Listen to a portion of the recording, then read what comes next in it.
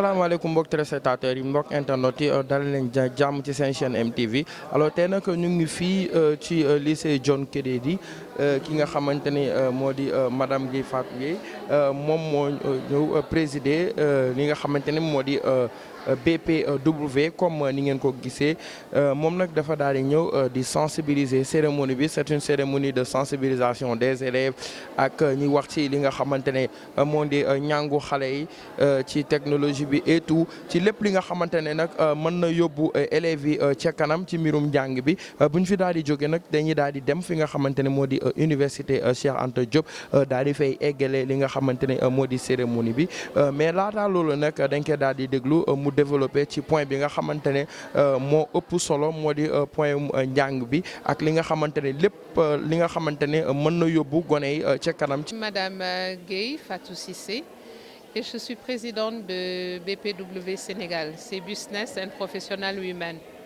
Donc c'est une organisation affiliée de BPW International qui développe le leadership féminin à tous les niveaux. Donc c'est une organisation également qui est partenaire avec l'UNESCO, les Nations Unies, l'ECOSOC. Et nous, BPW Sénégal existe depuis 2013 et nous avons eu à cheminer, à faire des activités. Quand même, depuis 2013, ça n'arrête pas. Et c'est une organisation dynamique qui a eu à faire une activité de santé. Par exemple, dans le domaine de la santé, nous avons eu à travailler, nous travaillons toujours avec la Ligue sénégalaise contre le cancer, donc depuis 2014, dont nous sommes membres d'honneur et membres du conseil d'administration. Il y a aussi, nous avons eu à travailler pour l'éducation des filles. Nous avons commencé à construire une école au niveau de la banlieue.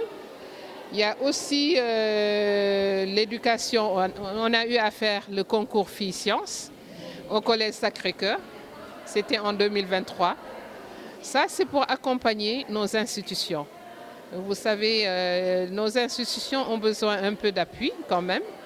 Et ce sont des organisations, des ONG comme nous, qui pouvons faire aussi ce travail, de les accompagner dans cette lutte.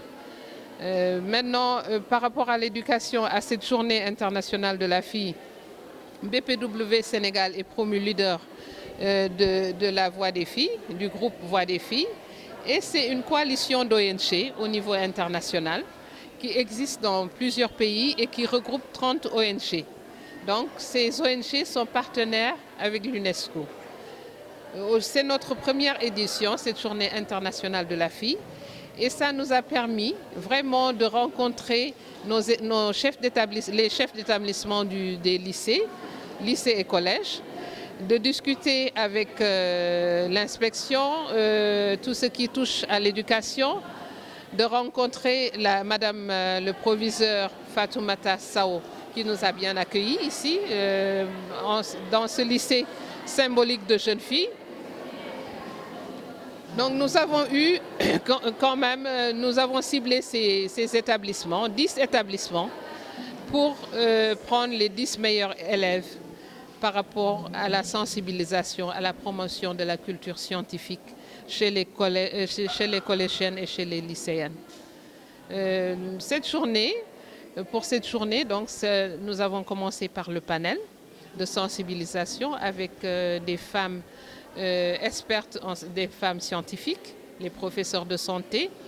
Il y a aussi avec la cellule genre du ministère de l'Éducation nationale, qui est Madame Anasso, qui était aussi panéliste. Il y a Dr Issatal Diop, panéliste, qui est la directrice de Albert Royer. Nous avons eu comme marraine aussi une ancienne kényane qui s'appelle Dr Monique James, qui a bien présenté le lycée et son parcours par rapport à ce qu'elle fait actuellement. Et nous avons aussi eu à échanger. Le professeur Fatou Samba Diago Ndiaye, qui est panéliste aussi, a eu à démontrer, à échanger avec les jeunes filles de leur expérience et comment inciter et maintenir les jeunes filles dans les filières scientifiques. C'est ça l'objectif. Maintenant, ce que nous faisons en deuxième partie, c'est d'aller visiter l'université Cheikh Anta Diop, les laboratoires, pour que les filles soient plus imprégnées et à faire les sciences après.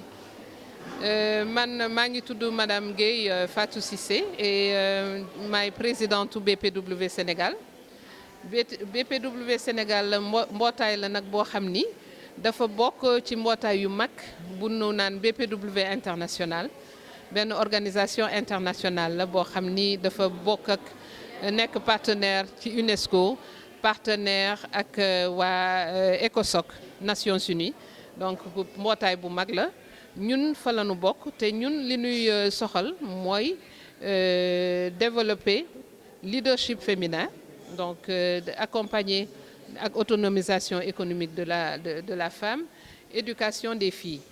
Donc ci loolu nag ci maanaam jàngum xale yi ci la ñuy ñëw parce que jàngum xale yi dañ leen di inciter li waral bés bi tey ak voix des filles. BPW Sénégal moom la ñu il a été promu bon moom léegi mooy yore leader groupe voix des filles. Groupe voix des filles nag coalition la ONG yoo xam ni ONG internationale.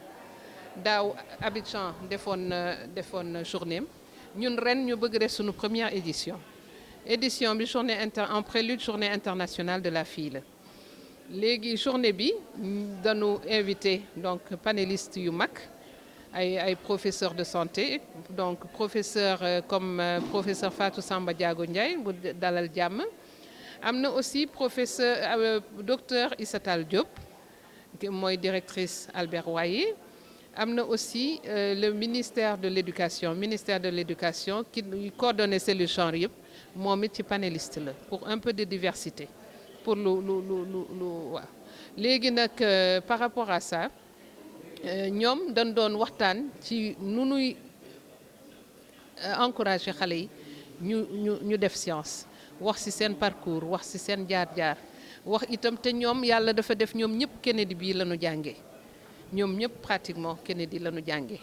donc proviseur itam recevoir ñu au départ bi ñu ko waxee sunu projet mu ni lii man ça m'intéresse. orienté nu ci marraine boo xam ni itam elle a fait du social muy docteur Monique James ci lycée bi ñu jël ko comme marraine. buñ fi jógee dañuy gën a defaraat c'est-à-dire université. buñ fi jógee dañuy dem université pour visiter site yóbbu xale yi ñu visiter site scientifique yi, laboratoire yeeg yooyu pour imprégner leen, encourager leen ñu xool xam ni yoon wi kat buñ fa jëlee dina baax et que dina leen def ëllëg débouché ay jox ay débouché. xam nga science bi aussi filière bi moom mooy ëpp opportunité ci xale yi ëllëg. ndax déjà ñun avec l'avènement du gaz et du pétrole déjà loolu rek exemple la sunu doom yi war nañ leen ñaax ñu jàng loolu surtout jigéen ñi li nekk jigéen yu néew nag ñoo nekk ci filière scientifique yi looloo tax waaw loolu daal combat boobu la ñuy mëne pour daal di encourager xale yi ñu jàng bu baax et puis ñu am ay filles yoo xam ne ëllëgi si biir ñu mën leen yóbbu fu nekk ñu nekk magu réew mi daal nekk sunu développement bi moom lañ ci jublu développement économique.